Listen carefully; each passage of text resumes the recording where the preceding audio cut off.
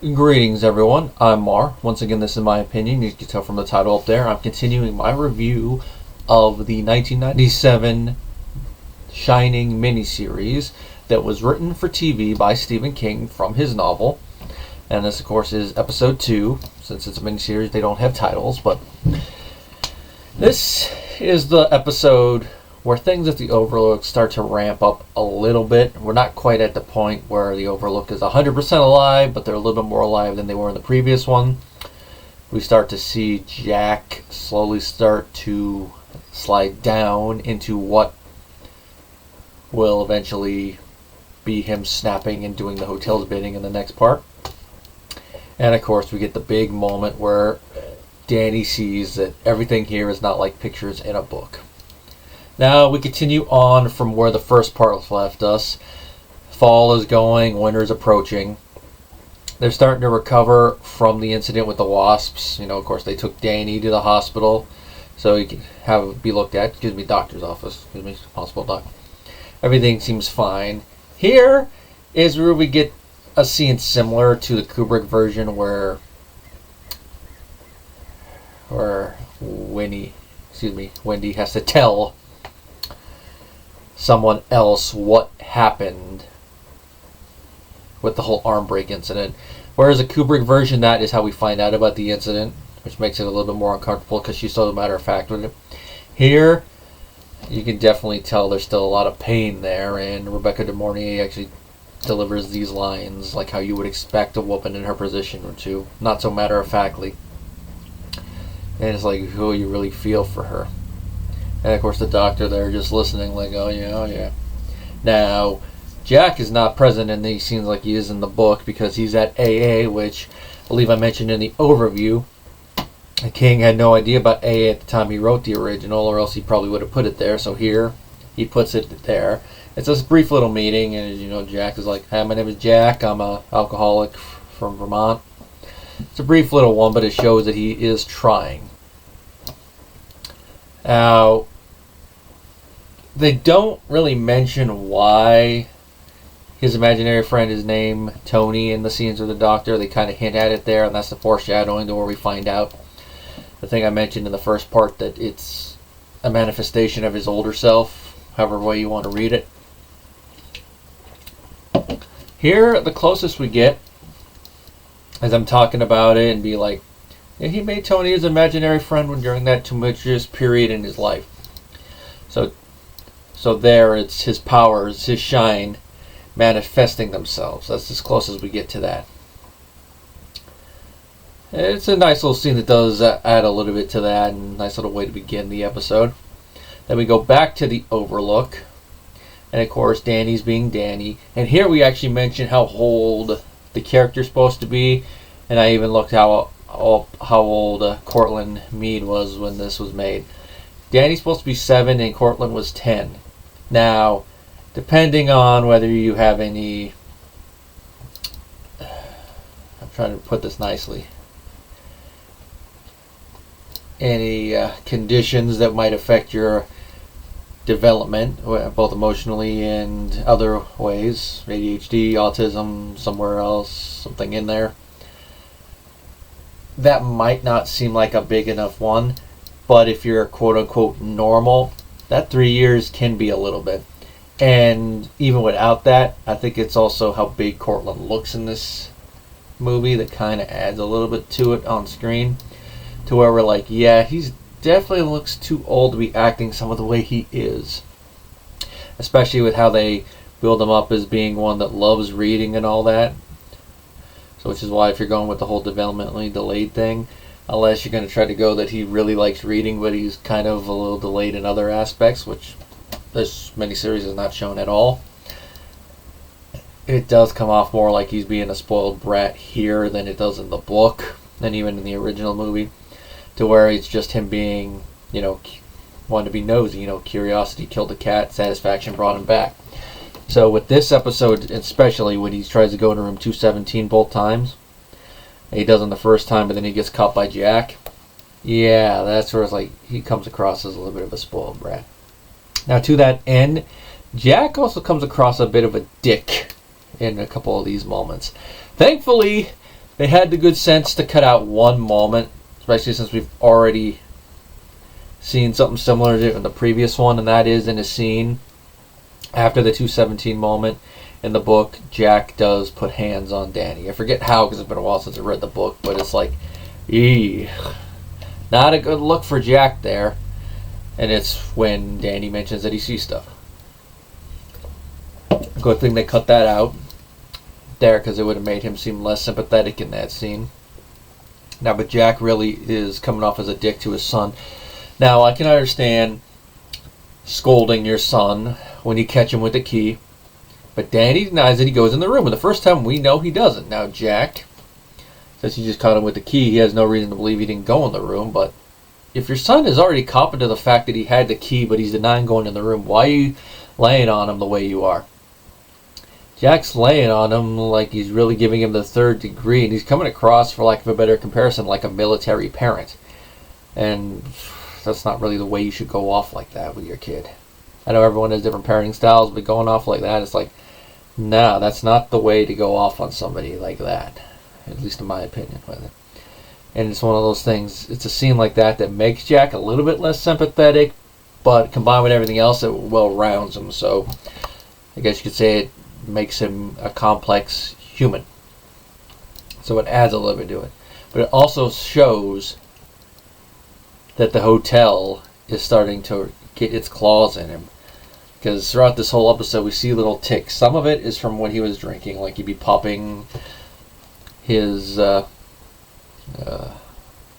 pain meds, over-the-counter ones. It's aspirin. There, I was trying to think of the name of it. It was aspirin, not ibuprofen. Rubbing his lips and his other little ticks. Now, obviously, he has no access to alcohol yet, but the ticks are coming back because a lot of the habit stuff are. And, of course, part of this is the hotel vibe, but it's also because while down in the basement, he comes across the scrapbook about the long history of negative stuff that have happened at the hotel, including the murder up in the presidential suite that Danny saw the aftermath with his shine in the first episode, so we actually get to see that play out. And how it's shot pretty well. Of course, with a couple of it, you can see definitely that this was made for TV because they had to make it black and white in order to lessen the violence a little bit. And I noticed that it goes back and forth between black and white and color a little bit, which I'm like, nice way to censor it, but I'm surprised they didn't just make it black and white all the way throughout, so it's more like a flashback and light it more like it's in the era. But, you know, TV budget and all that, but it still comes across effectively with that in the costumes. And another way, and this is a scene that I don't believe Kubrick used, was Jack hearing his father's voice over the radio. And of course, his father is voiced by Miguel Ferrer. That's always nice to see Miguel and stuff. And here, he definitely comes across as a dick. Kind of like how Jack has been in the first ones, but if you were to take that and turn the dial up to 11. So it's a lot more, he's a lot more Jack. A little too Raph, as it were. And just listening to it, you're like, no wonder Jack turned out the way he did. And of course, reminds me of a scene that was deleted from the novel where Jack has the same thing happen to him from his dad that he ends up doing to Danny, the whole broken arm thing, while he's drunk. Now, with how Jack's dad sounds, I can imagine it's worse. And I remember part of the book actually goes a little bit more to the backstory involving Jack, his father, and the brothers. Here, they don't really go into it a lot. But the one thing I remember from it, other than, I guess, his sister's not caring about him dying, was the fact that Jack was the one that, even at the end, really did love his father. And that kind of repeats itself in the relationship Danny and Jack have.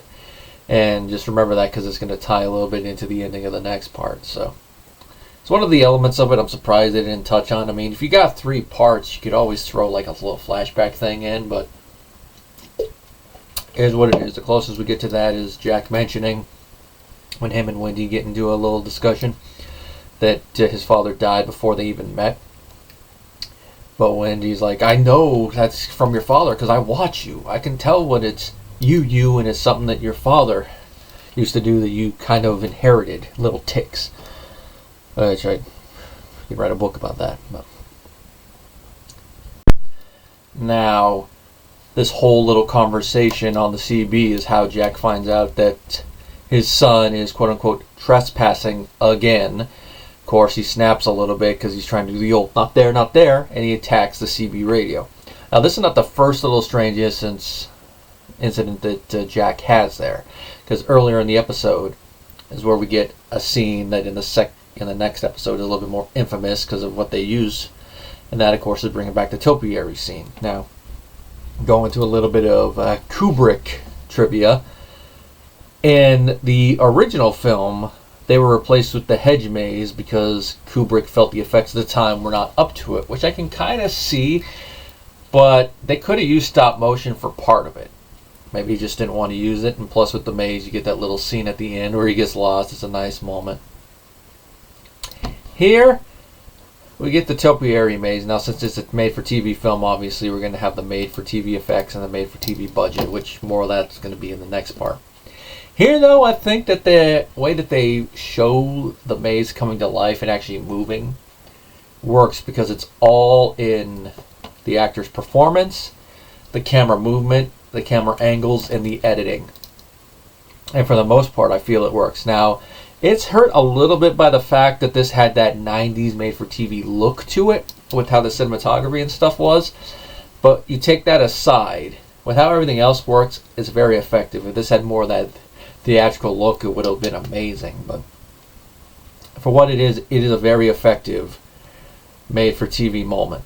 Now, it's one of those moments, too, where it's like, yeah, it's not that scary for the audience. It's more creepy. But for the character, you got to look at it and go, okay, you're in that situation. You don't really believe in the supernatural stuff, even though your son shows elements of it. And then all of a sudden you have a moment like that and it starts freaking you out. How would you be reacting in that moment? And I feel that the way he acts in the moment is the way most people probably would react in that moment. And, of course, I'm still trying to deny it. Like, I didn't hear that. I didn't see that. Which, of course, ties back into the CB radio moment because that's what he's still trying to go, even when his father tells him, yeah, he's trespassing. You got to give him his medicine. So the hotel already starting to implant the little knowledge in his head, like, yeah, your son, you're going to have to teach him what's what. You got to give him his medicine. You got to play croquet with him. And, of course, that time, up on the second floor, Danny does go in. Of course, he's having his adventures up there. First time he doesn't go in the room. He's scared off by the last minute by Tony. Second time, of course, he goes in. And, of course, between that, he has a little moment with the hose, which, even looking at it from the character one, this is one that doesn't really work as well on screen because of how they did it. It's scarier in the book. So that's one that I think they could have left on the cutting room floor. I mean, it could work with theatrical money. I mean, nowadays they'd probably just CG it. But throwing it in there, I can see why they did it. But it's definitely one that, in the book, works a lot better. Now, Danny does go in to room 217. Now, whereas in the Kubrick film, if memory serves me right, we don't see what happens when he goes in. We just see the aftermath, and then we don't see what's actually in the room until Jack goes up. Now, for a film that has a theatrical runtime, and be able to get away with a little bit more adult stuff like nudity, I can see why they did it that way, because we don't know that she's decayed and all that until Jack sees the reaction in the mirror. Here, we see Danny go up, him seeing her up there, and mention the actress, Cynthia Garris. She does an excellent job, the makeup effect on her performance. When she sees Danny, starts taunting him by reciting a dark version of the nursery rhyme he was saying. Definitely adds to the creepy vibe. Now, of course, Danny's still trying to do the old pictures in the book thing. Pictures in the book. Not there, not there, not there. He briefly succeeds and gets out of the room, but then he gets dragged right back into the room. And, of course, that's where we get the whole thing of her trying to strangle him a little bit. Now, she's not trying to outright kill him, just scare him and then feed off his fear a bit. Because it doesn't seem like the hotel's strong enough yet to outright kill him. Just get like a little taste, as it were. Which is a theme with the Shining ones, and of course goes even further with humans doing it in Dr. Sleep. And of course doing the whole thing with the lipstick. And he gets away eventually. But this shows that while they are pictures in the book for the most part, you're around it enough, eventually they're going to start to be able to hurt you. Now, whether that's just in general, outside of planning ideas like, hey, kill your family. They've been bad. or if you have The Shining and it starts slowly feeding off it and wakes everything up. If I remember right in the book, that's more what happens. Like I said, it's been a while since I've read it. Now, what happens between Wendy and Jack once they find their son? Very believable. You would expect Wendy to jump to a brief conclusion that Jack did this to her son based on the history of what's gone on and the fact that she woke up from a nap with Jack at the bottom of the stairs yelling upstairs about, Danny, come down and take your medicine, and he's mad. So, very believable. But, of course, thoughts and anger. Because then she'd be able to see, like, yeah, this doesn't really match with what Jack would do. And Jack was angry, but I don't think he'd be angry enough to do this. And it leads to the conversation like, oh, it was her, the lady up in the room. And the whole big moment where they're all talking about what's going on with the hotel.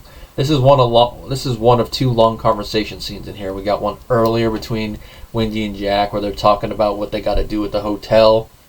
And that conversation lays a little bit of the groundwork for what they could possibly do here. And if you look at it without the supernatural element, you can understand Jack's position because this is one of his last chances. He has to do this job. If he doesn't, they got to go crawling back somewhere else, or they're going to have to end up doing work they don't really want to do. Of course, he mentions, like, go to California and pick fruits with all the illegals. Yeah, kind of an unpolitically correct comment, but he is correct. I mean, that is one job they could potentially have to do if they fail here. So you can understand from his perspective why he would go that extreme with it. I don't remember if he words it like that in the book, but close enough. And considering how his anger is coming out a little bit from the hotel, you can understand also his wording there. And then goes into this one where his son has been attacked and they're going through it. And they're like trying to figure out what to do. Of course, Jack goes upstairs. He doesn't see anything at first, but then he sees something and then he goes into the not there, not there, not there thing. Like, I didn't hear that, I didn't see that. He finds some evidence stuff, but some of it seems to be the hotel placating him and trying to make it seem like nothing's there, which of course he goes downstairs. If I remember correctly in the book, that is where the moment happens. And when Danny brings up the topiary, and that's why Jack hits him. Here they don't. They keep going to the conversation where they agree if something else big happens, they'll go. Of course, Jack goes out to check on the snowmobile they have. And, of course, just like with the CB radio, he takes it out because of the hotel. But also because he does not want to leave yet, which you can kind of understand. But him taking it out then and there is where he starts to cross over the line of being sensible, because he's trying to look at it from a pragmatic standpoint to make sure the family is actually able to stay one and be able to care for themselves. To where, like, okay, he's starting to cross over the line there. And then Wendy, you can understand her concern for not only the family safety, but more specifically for Danny's safety because of his powers and the hotel. You can understand why she's always having these conversations with Jack at this point in the episode. And they're a little back and forth. And you can understand while looking at that why Jack decides to eventually relent and say, hey, when someone checks in on us, you can go. And of course, the ending of the episode, it ends on a cliffhanger, because if I'm looking at the air dates right, the next one didn't air for another week. Let's see, April 28th, and then the next episode, May 1st, so about one. So you can understand why it ends on a cliffhanger.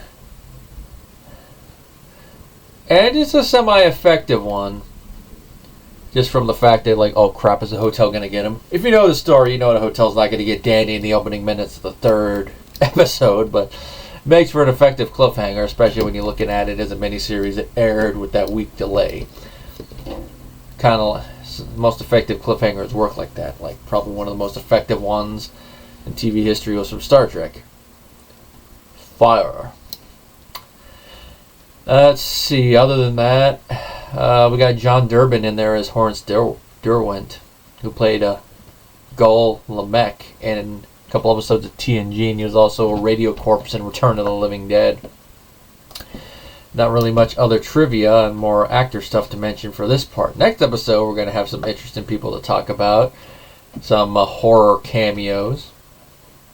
But one little thing to mention to tie into that is that when Jack is looking through the papers in the basement, he finds an invitation to a masked ball, and on it says, "Dance to the sounds of the Gage Creed Orchestra."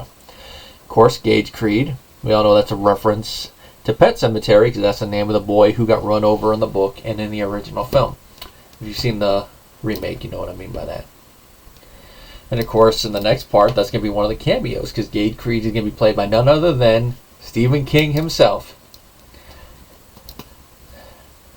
That'll be a fun little cameo to talk about when we get there. All in all, this is a fun second part.